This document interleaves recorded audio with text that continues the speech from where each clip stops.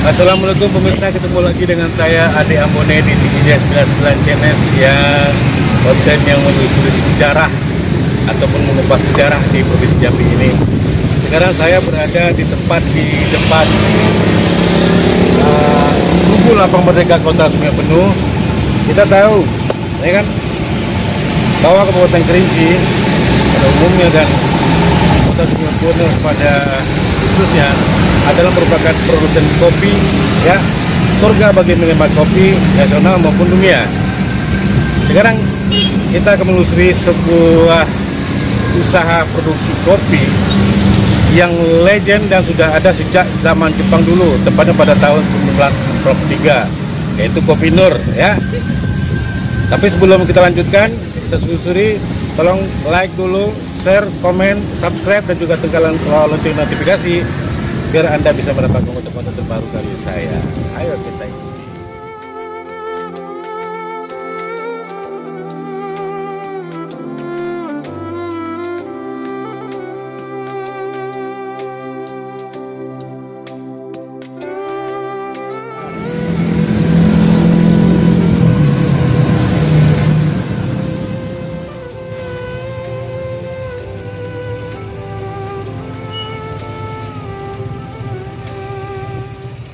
Pemirsa, sekarang kita sudah sampai di outlet Kopi Legend Kopi Nur, ya, di Kota Sungai Penuh, ya. Kita lihat, dan ini outletnya. Nanti kita ketemu dengan CEO daripada Kopi Nur, yaitu Bapak Jeffrey Edison. Assalamualaikum. Waalaikumsalam warahmatullahi wabarakatuh. Pemirsa, sekarang saya sudah berada di samping daripada CEO dari Kopi Legend Kopi Nur ini, yaitu Bapak Jeffrey Edison. Apa kabar Pak Jeffrey? Alhamdulillah, selamat datang Bang Ade, Ya. sudah berkunjung ke outlet kita. Nanti saya akan ikut dengan Pak Jeffrey Edison, kita untuk, ya, mengikuti daripada proses pembuatan daripada Kopi Nur, Kopi Legend yang sudah mendunia ini, pemirsa. Ikuti terus saya film saya, ya. Oke. Sekarang udah berada di pabrik, ya. Pabrik pengolahan Kopi Legend Kopi Nur, ya, ditemani dengan CEO kita Bapak Jeffrey Edison. Saya akan ditanya dulu singkat tentang pembuatan awal sampai finishing daripada Kopi Nur, Kopi Legend yang sudah mendunia ini. Itu awalnya apa tuh, Pak? Alhamdulillah, yang pertama yang kita lakukan adalah itu proses seleksi kopi yang memiliki kriteria untuk dijadikan kopi bubuk dari Kopi Nur. Kita pakai buku kita, ya. Nah, kita yang tetap kita pertahankan, kita masih tetap menggunakan kopi robusta. Kenapa kopi robusta, Pak? Nah, memang dari awalnya, kalau yang arabica kan baru kurun waktu 3 tahun nih. Oh, Ya, jadi yang udah dilakukan turun menurun itu adalah jenis kopi robusta. Nah, setelah proses sortir, selanjutnya apa, Pak Jeffrey? nah, setelah proses sortir, sesuai dengan permintaan kita kepada mitra kita dari yang pengumpul kopi. Nah, kopi itu kita jemur. Ya, Jemur, ya. kita Awal jemur, ya. kemudian setelah kita jemur, kemudian disortir lagi. Nah, setelah disortir, kemudian baru kita timbang, ya, timbang seberat dengan berat satu masa itu 40 kilo. 40 kilo, ya. 40 kilo. Tidak boleh kurang, boleh lebih, ya. Tidak boleh kurang, tidak boleh lebih, ya, karena itu patokan yang sudah dilakukan prosesnya turun. Setelah timbang sudah. Nah, setelah ditimbang, kita memasuki ruang tempat masak. Tempat masak, Ya, yang namanya yang namanya perandangan. ruang masak atau perandangan. Perandangan. Ya, kalau istilahnya sekarang ini adalah roaster atau sangrai. Ya. Sangrai. Yang kita gunakan masih menggunakan tong seperti ini. Ya, kelihatannya Ukuran berapa nih, Bang? Ini ukurannya diameternya dapat menampung lebih kurang 40 kilo. 40 kilo bisa. Nah, diameternya mungkin secara teknisnya itu kita tidak tahu bagaimana orang tua dulu itu bisa dapat ukurannya seperti ini. Nah, ini adalah kopi yang akan kita gunakan untuk dimasak, dimasukkan ke sini. Nah, ini kopi yang akan kita gunakan untuk dimasukkan ke dalam tong ini untuk kita masak. Setelah masuk sini baru diangkat. Nah, baru kita angkat ke tungku. Nah, di tungku ada petugas nanti ada petugas yang akan selama 1,5 jam. Dan proses Perandangan. Nah, ini adalah proses yang dilakukan menggunakan tong untuk tempat pemasakan kopi. 1,5 jam pemirsa. Nah, ini 1,5 jam.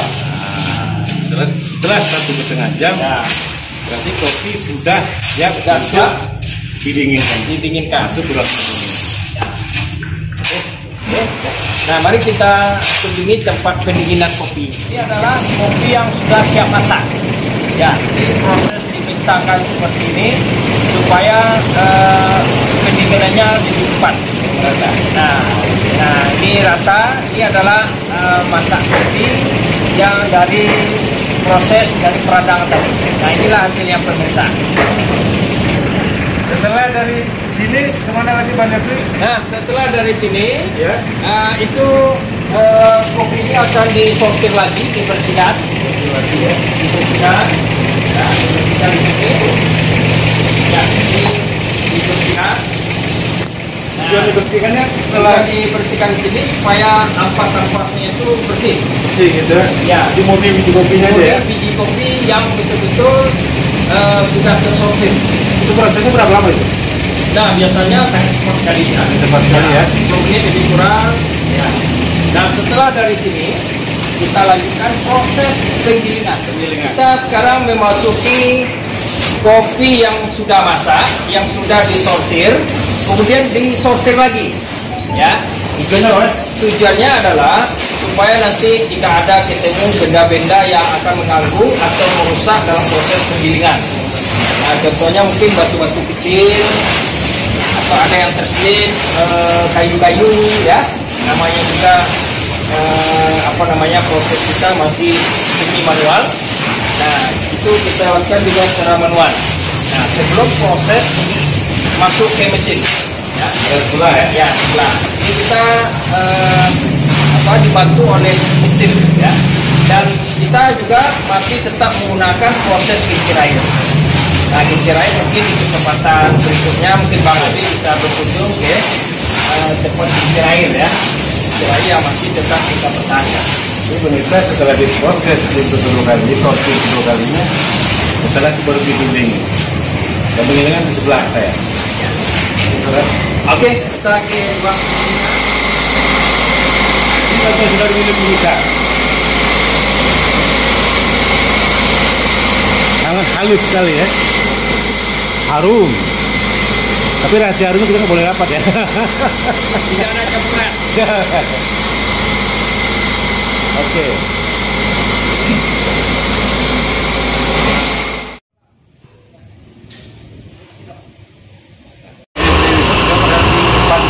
Kita lihat proses packingnya setelah ditempatkan di outlet dan disebarkan di toko-toko di Bangkok Timur. Se Kabupaten Kerinci dan juga se Provinsi Jambi. Kita lihat, kita. Oke, silakan. Ini adalah ruang packing untuk mencetak kopi legend ya, kopi icon legend. Nah, ini masih masih polanya sederhana sekali ya. Coba dilihat di kopi yang sudah diangkat samping ini. Nah, ini dilihat, ini adalah kopi yang dikemas secara tradisional ya.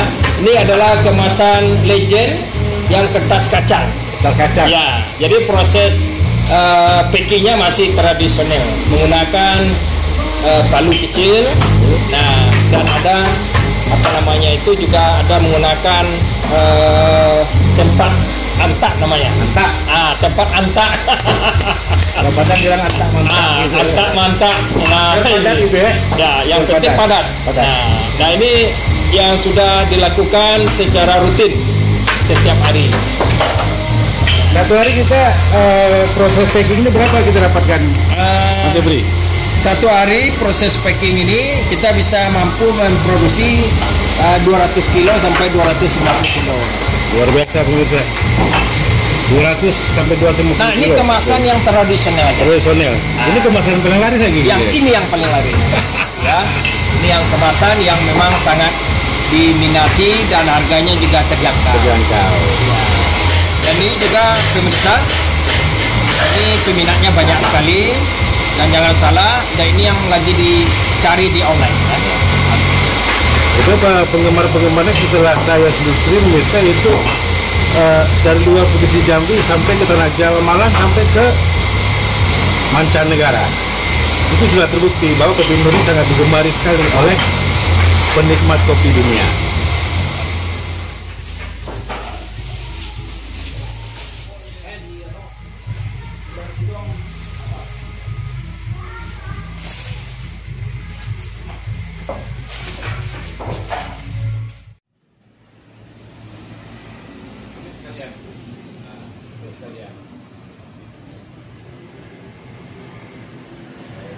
Ini sudah sampai di mana?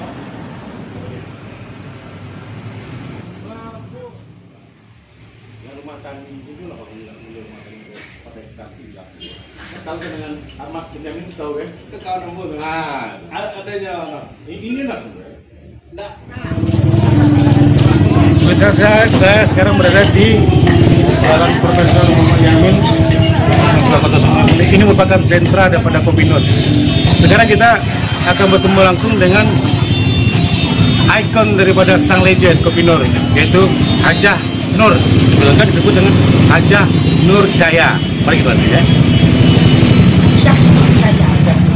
Ini yang di Kopi Nur itu sudah terpampang wajah seorang ibu-ibu ya. Hajah Nur ini orang asli. Kita lihat. Setiap Kopi Nur ada terpampang foto Hajah Nur. Ini orangnya. Sekarang beliau berumur 80 tahun ya. 80 tahun. 80 tahun. Tidak ada yang sakit. Sehat alfiat dan sudah membesarkan daripada cucu-cucunya jadi dokter. Dokter banyak 10. Dari mana, Mak? Kopi lagi? Iya. Dari Kopi Nur. Dari kopi ini. Dari Kopi Nur. Nanti ke Surabaya juga. Wah, aslinya mana, Mak? Aslinya mana? Asli Bukit Tinggi. Kurang Bukit Bukit kita sudah tanam. Tinggi. Nah, ini orangnya. Mbak Bendi ke Sungai Tanah, ya, atau sampai ke Sungai Kerinci. Kita perlu kita, Mak, bikin Mak sejarah Kopi Nur, Mak. Panjang, saudara. Jangan ceritanya. Jadi ceritanya bisa Payah, bersusah payah. Jadi dipersingkat waktu, jadi memang perjalanan Kopi Nur ke Kerinci ini itu sudah dirintis dari orang tua ibu kita sendiri, dari nenek kita. Itu zaman penjajahan Jepang masih di Kabupaten Kerinci dulunya ya. Nenek Jepang masuk ke Kerinci lahir. Dan ibu kita sendiri lahir pada saat masuk ke Kerinci tahun 1943. Nah, disitulah sejarah Kopi Nur itu berawal. Ya, dulunya itu masih rimba dan zaman penjajahan Jepang, dan itu sudah dirintis oleh nenek kita, yaitu orang tua dari bunda kita, Hajah Nur Jaya. Jadi berarti dulu produk dari sebelum kalau sudah mau menjadi Jepang berarti belum ada kota sungai ya? Belum. Ini pun juga tahun Kerinci, tahun pisang. Pemirsa dulu kopi didukung pakai daun pisang loh. Kertas semen. Kertas semen, karena semennya gitu dari kertas semen kita kertas semen itu dipakai. Kertas sisa koran juga dipakai untuk bungkus dulu Kopi Nur ini. itu sudah. Jadi kalau ini mah sudah legenda. Sudah legenda. Sudah main dunia. Ikon. Ya, Amerika, Malaysia. Kopi Bubuk Nur. Oke, Mak. Seluruh pesisir. Hasilnya Maya. Ayah. semoga sehat selalu, sukses selalu untuk Kopi Nur. Maju terus ya, maju terus. Sekarang kita kembali lagi kepada outlet di Jalan Pancasila ya, Dan mencicipi menikmatkan Kopi Nur yang mendunia. Oke pemirsa. Oke, foto nih ibu dulu.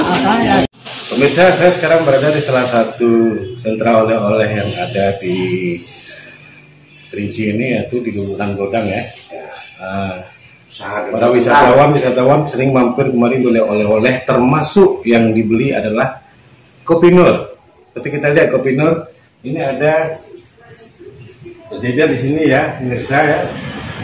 Kopi Nur dengan kemasan tua, kemasan lama ini, habis dan juga yang lain.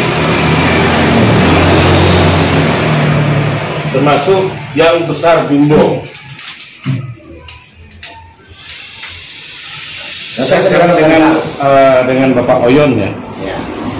Oyon, bagaimana penjualan Kopi Nur ya, Pak Oyon? Saya di Kabupaten ini yang namanya Kopi Nur sangat laris. Ini wisatawan yang mampir kemarin itu Kopi Nur selalu dibeli ya? Nah, selalu dibeli. Terima kasih. Ya, sama-sama. Oyon. Ya.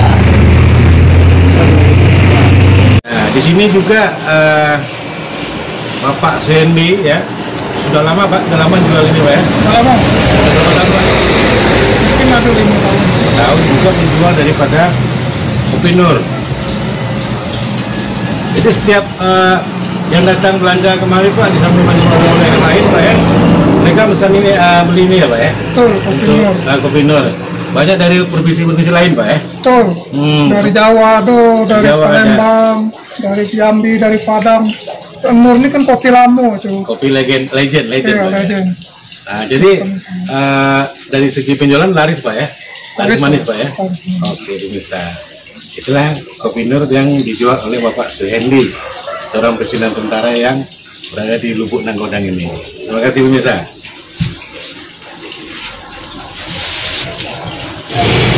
Pemirsa, setelah kita ikuti proses pembuatan kopi legend Kopi Nur ya, mulai dari sortir daripada kopi sampai packing tadi, nah, ini hasilnya.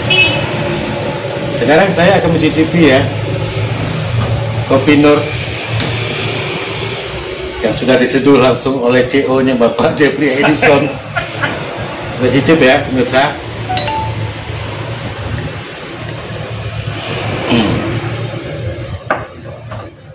Rasanya luar biasa pemirsa. Ini kopi robusta ya. Ini kopi robusta. Aromanya juga harum sekali ya. Jadi berdasarkan daripada pemasaran itu Kopi Nur ini bukan cuma hanya di Pulau Sumatera, sudah sampai ke nasional maupun sudah berada sampai ke mancanegara.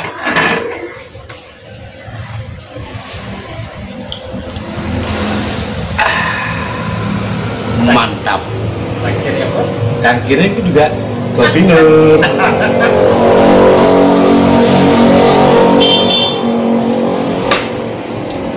Pemirsa, terima kasih sudah menonton tayang kami ya, menyusuri sejarah kopi legend Kopi Nur yang ada di Kota Sungai Penuh, Kabupaten Kerinci ini. Ya. Terima kasih pemirsa.